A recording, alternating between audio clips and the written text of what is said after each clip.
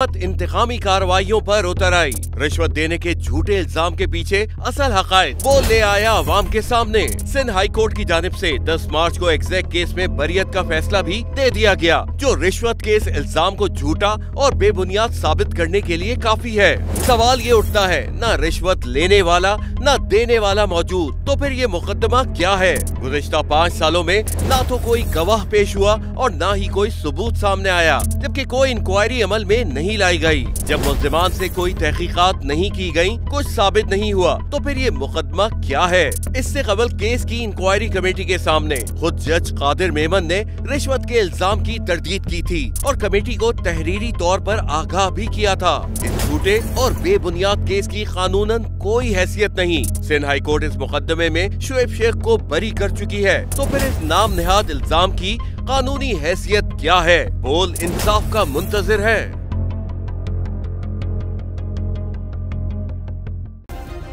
Subscribe करें और bell दबाएं ताकि कोई खबर रह न जाए।